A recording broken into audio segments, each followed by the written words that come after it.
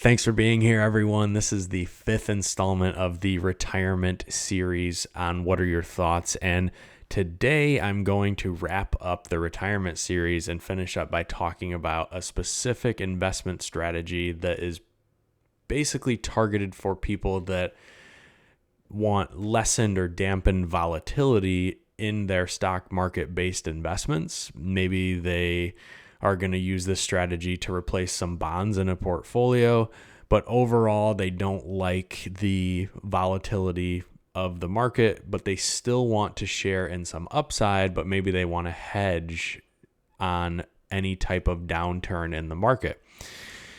If that sounds like you are in the right place. I have clients that really like this strategy. Maybe they understand that long term the market has gone up historically, but when it comes to retirement, for those on the cusp of retirement, as I've mentioned previously throughout this retirement series, the first 5 years on either side of their retirement date really matter, probably more than any other years of their lives when it comes to investment portfolios and financial planning and making sure that they can live off of their assets for 30 or more years. So this strategy that I'm going to talk about, there's a few different names, and it's an ETF based strategy, and it actually is molded around an annuity strategy where, a retiree or an investor, I know that with the fixed index annuities that I talked about last time, you're not directly participating in the index, where in this strategy you are, and there is risk of loss. But the strategy is similar in the sense that there is the ability for some upside gain, and you're protected in some way, shape, or form should the market go down. And what I'm talking about here, there's a few different names for it. We can call them hedged ETFs. We can call them buffered ETFs. We can call them defined outcome ETFs. And their goal is very, very simple. They track an index. In this case, I'm going to focus on the S&P 500, and which is just the 500 largest companies in the United States.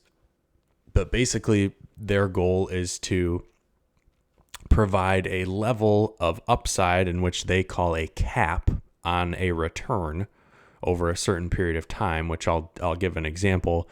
And then they also provide a buffer to the downside over a certain period of time. And those buffers can also vary.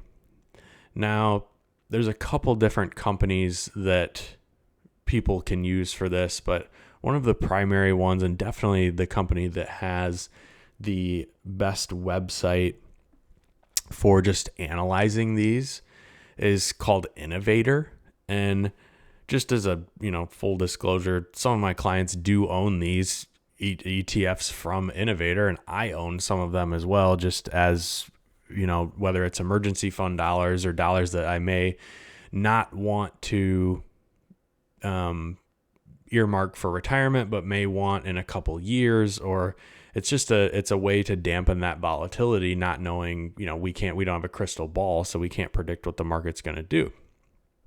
Now, let me talk about just an example, just so I can explain things and maybe clarify some things. So basically, these ETFs, you can buy them at any time, but they do have what we call that defined outcome. And Innovator has, just in their basic ETF strategies, they generally will give a year-long outcome. So for example, let's say that it is the first of the year and someone were to purchase an ETF with a year-long outcome. And in this case, they literally have a ticker, let's use, it's PJAN, PJAN.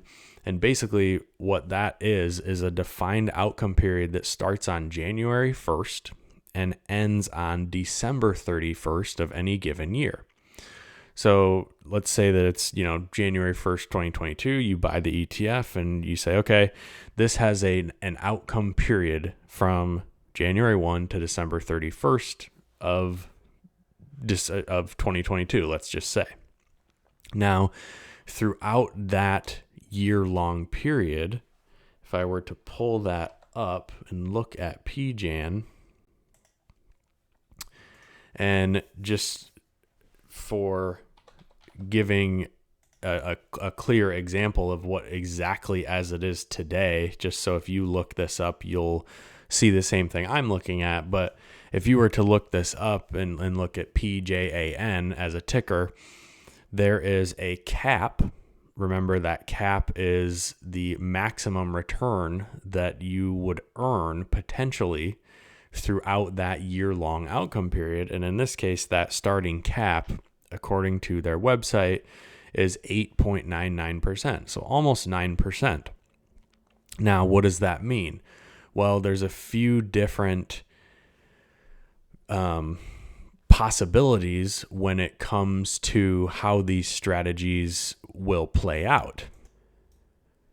And since I've mentioned the cap already being roughly 9%, there are two positive scenarios that could play out and two negative scenarios that can play out in terms of return. So the positive scenarios, again, thinking about that 9%, roughly 9% cap, if there's a positive return that is 8.99% or below throughout that 1 year period, then you would essentially get as close to a return as is possible. So let's say that the market returns or SPY, right? That's what this is using to mirror, right? It's trying to share in the SPY, the ticker SPY, and underlying it's buying options, which is beyond the scope of this podcast. But I can answer questions if you have them. Basically, let's say that the return is 5%. Oh, and at the end of the year, the return is a positive 5%. Obviously, the market's down on the year, but just bear with me for this specific example. Well, after that outcome period, you would be roughly 5% up. Now, the expense ratio on it is about 0.78%, 0.79%. So obviously, there would be fees taken out throughout the course of the year, but the first positive outcome, and I'll share in the notes a link to just a photo of, possible outcomes, right? So in this case, a positive outcome that is within the cap, we'll call it, meaning in this specific case, 9% or below, then you would get that amount, right? If it's from 0 to 9%. The next positive scenario is, what if the market goes up above the cap? So we saw this in 2021. If people held, or if we did this strategy in 2021, the market was up quite a bit. So generally, the return of SPY exceeded the cap on the buffered ETF.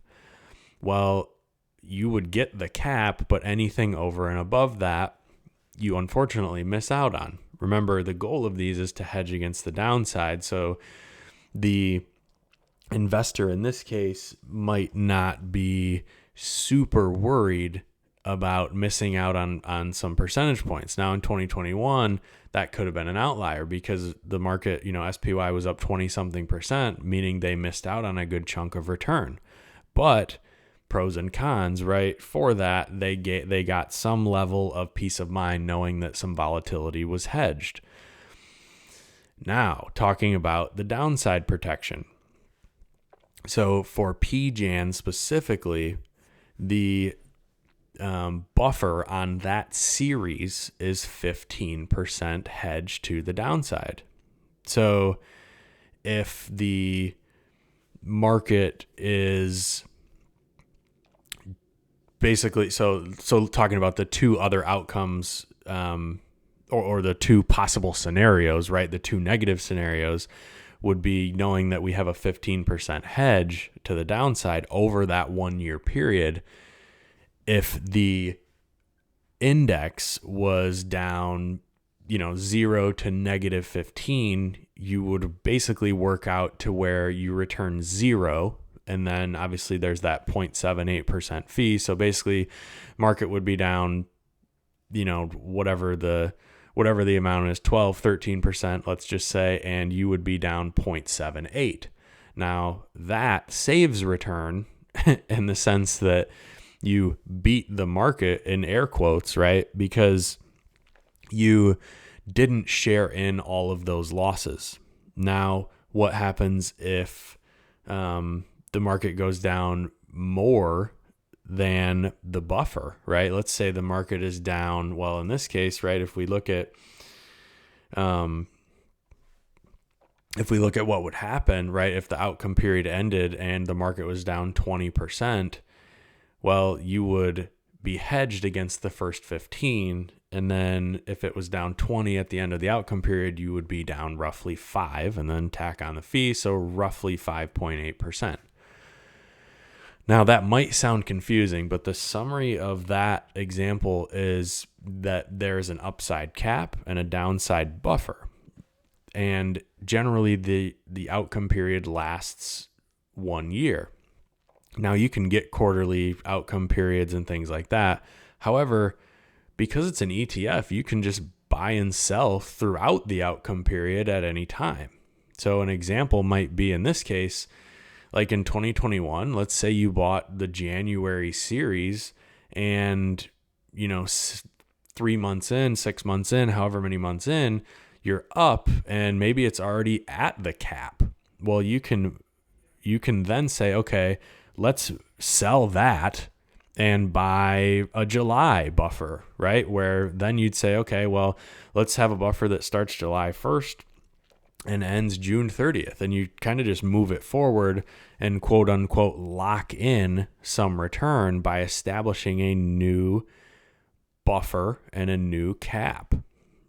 Now, obviously that can get a little confusing. So if you're not using an advisor to help with these strategies, definitely call the company with which you want to implement this strategy.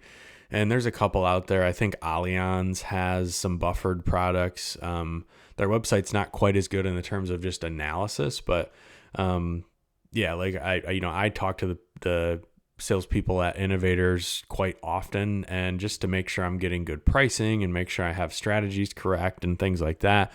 But again, this is a great way to hedge against some downturn in the market. And the example, and a real world example right now, right? If we look at the September series, right, which just started, right? If we're talking a September series, that's the month with which it starts. So that would start 9/1, right, September 1st, and end August 31st of next year. Well, if we look at previous outcomes, what happened, right? Because with any strategy, we want to back test it and say, okay, does this actually do what it says it's going to do? Which is a concern that some people have, is just that. So if we look at the September series that started September 1st, 2021 and just ended on August 31st, the SPY ETF, that ticker was down about 12.5%. Well, we know that in this we'll call it the P series at Innovators, which provides a 15% buffer to the downside. If we know that SPY was down 12.5, that's, in this case, that's still within our 15% buffer. Well, what happened? Well, good news, the buffer performed exactly how it should. The fund was down 0.77%, obviously, because there's that fee. So that was net of fees. Now, that's really awesome for that investor, right? If they bought on the outcome start date of September of 2021, when people felt, believe me, people felt a lot different than they do now in terms of just volatility and where the market's at. They were very, very happy because the market down 12.5%, but they were down just about zero, right? Minus 0.75. And they are thrilled that they beat the market by, quote unquote, again, beat the market by 12.5%. So they can be very powerful. Now, if we look at when the market was up, right? Another type, like let's say we look at the January series from 2021 when the market was just absolutely crazy, right? SPY was up 27% and the fund hit its cap at 8.8. So granted, if we could average 8.8% return year over year, people would be pretty happy, right? And just if we could have that return on average over the long term, that would really build wealth. But again, they're giving up some of that return, right? So these are really for people, like I've been mentioning, right? These are for people that may or may not want some security. I guess not may not. These are for people that want security. They want to be able to hedge against some type of market turmoil or market downturn, and they give up in return for hedging against the downside. They might give up some return from the upside, but they're okay with that because, as we know from just psychology and investing, a loss feels 2, 3, 4 times worse than a gain feels good in an investment account, right? Like in 2021, yeah, people were happy their accounts were up, but in 2022, they feel 2, 3, 4 times worse because their accounts might be down because indexes are down. So what this strategy does is helps dampen that volatility, allows the investor to share in some upside up to a cap, and also have a buffer to the downside in the event that the markets do have some type of downturn. Now, let's talk a little bit about just pros and cons of the strategy itself, right? So I've mentioned this quite a few times because it's the underlying strategy in these ETFs is that there's a cap to the upside and a buffer to the downside. Now, let's talk about just what would be some potential cons of this strategy. Well, one of the biggest ones is that the returns only track the price, not the price or total price and dividends, which is the total return of SPY. So now, although ticker SPY, right, the ETF itself doesn't necessarily pay the highest dividends in the world, if you were reinvesting dividends over time, those do help in the return. Where if you were to buy a buffered ETF or a defined outcome ETF, it only tracks the price of SPY, the price return, rather than the total return, which can harm long-term some returns in the portfolio.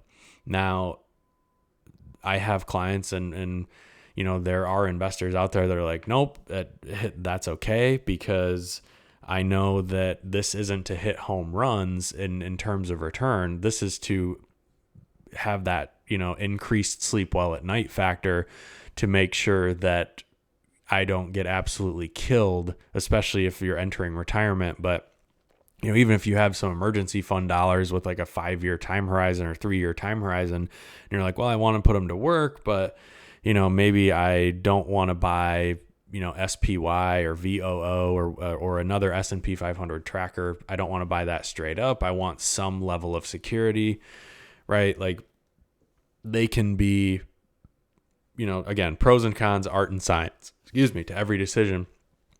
So you have to know what you're giving up to essentially own these ETFs. The second con is that sometimes there are, and I don't want to get too far into the weeds here, but there's some wider bid-ask spreads. And all I mean there is when you purchase any type of stock or ETF in the market, there's a bid price and an ask price.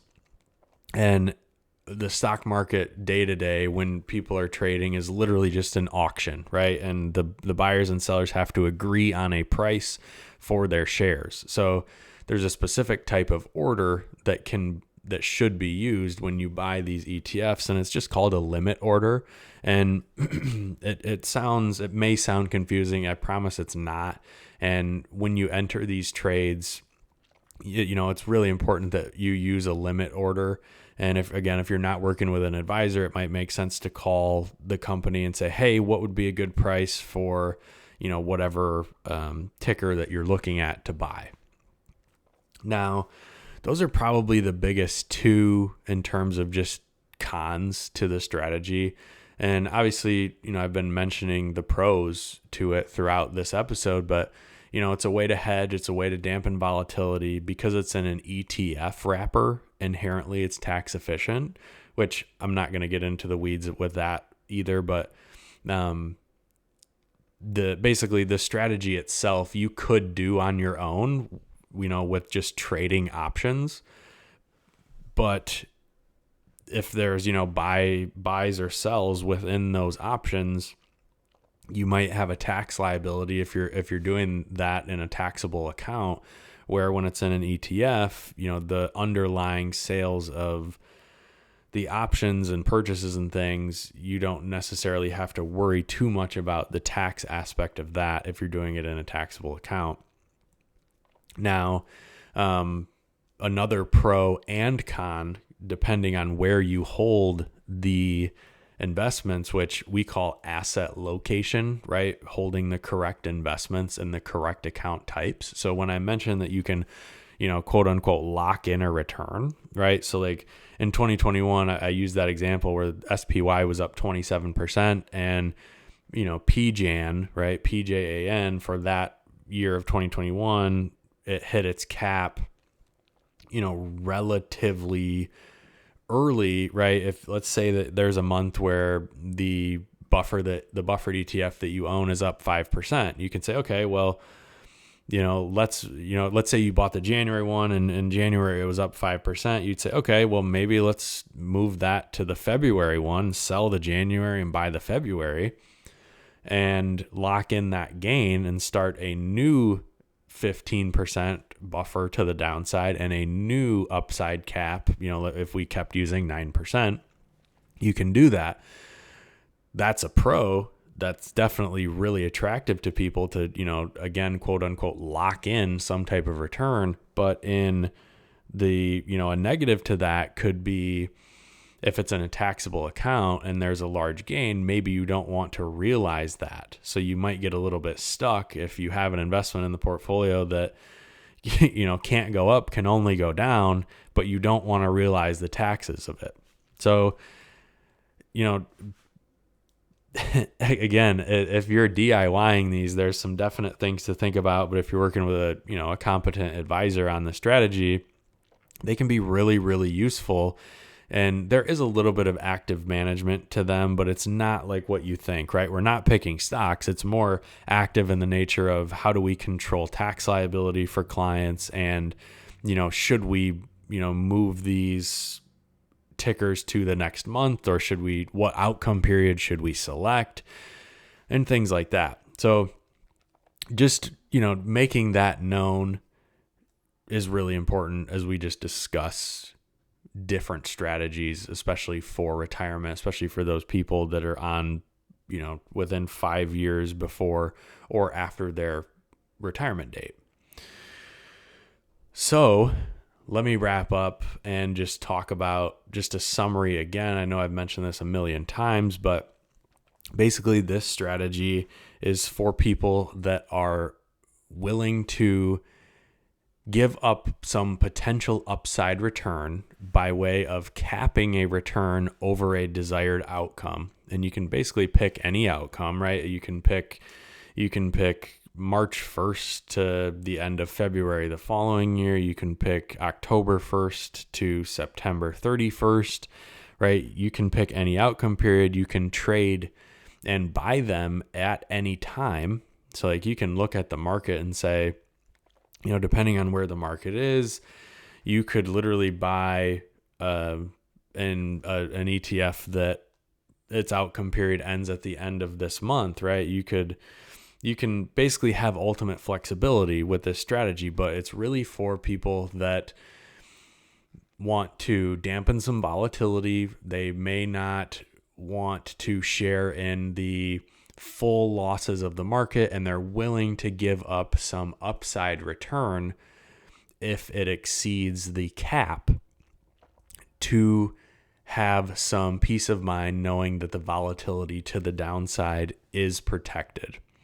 So they can be a phenomenal tool inside of a plan.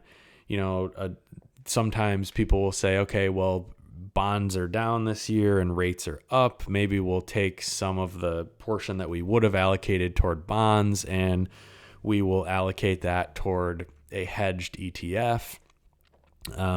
Sometimes people, that just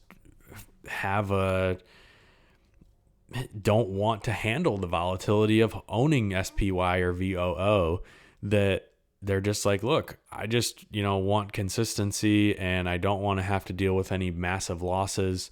Let's go ahead and just use these ETFs as a way to hedge and not have to share in that massive volatility that could happen and has happened, at least so far in 2022, inside of the portfolio or a segment of the portfolio. All right. Thank you so much for listening. This is the 5th installment. Like I mentioned, I'm going to go ahead and wrap up this installment. I have some other ideas in my notes for different content.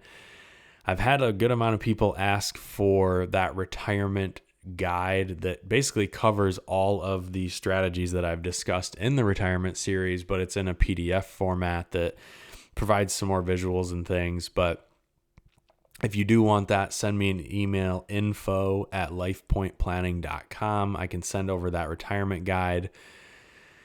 Just in summary, again, these ETFs are a great strategy for a lot of people that are, not wanting big volatility in their portfolio, right? I'm not compensated in any way, shape, or form by recommending a certain product or an ETF or company that does defined outcome ETFs. I just found that this is a way for clients that might be a little bit hesitant because of volatility to stay invested and know that they have some hedge against a downside or a downturn in the market. I hope this was helpful. If you guys have any questions or just want to send an email or a topic or a question about a topic, a different topic, please send it along, info@lifepointplanning.com. Thanks again for being here, and we will catch everyone next time.